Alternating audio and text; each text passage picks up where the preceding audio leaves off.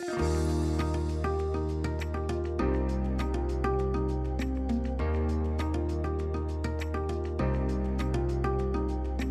were holding one of our semesterly suturing events. I think one of the unique things about this particular event is we had multiple cohorts involved. So, a lot of times we just run a singular cohort and kind of run them through some suturing principles, but we really wanted to integrate some of kind of the mentorship that just comes with medicine.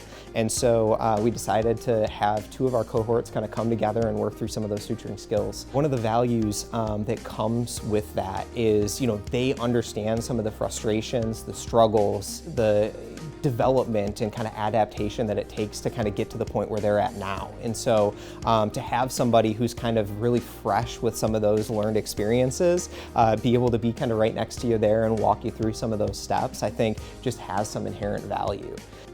We just taught them how to do simple interrupted sutures, so this was their first time experiencing suturing, so we got to get paired up with our mentees and be the one to help guide them through learning suturing for the first time. It was really cool. We got to have our mentors be with us, who kind of did this thing last year, sat side by side with us, and so they kind of talked us through each and every suture, every step. I mean, we've never picked up forceps or stitching needles before, so I don't even know I don't know what to do with my hands. So it was nice to have your mentor right next to you versus, just an instructor walking around and you're just waiting your turn for them to come over.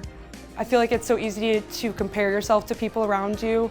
So a lot of what I've been telling my mentee is just focusing on you're gonna have your own learning style and you're all gonna get there at the end of the day. Everyone in my cohort is very different and we've all gone about it differently, but we're all here today and we are all fully capable and ready to go to clinicals. So just reminding yourself, just because they're doing it a certain way doesn't mean I have to be just like them. I had done a little bit because I worked in dermatology, but it was fun to see just correct the skills that I thought I had prior to that I just needed a refresher on. So that was super cool to have that help with our mentor and also with the professors helping.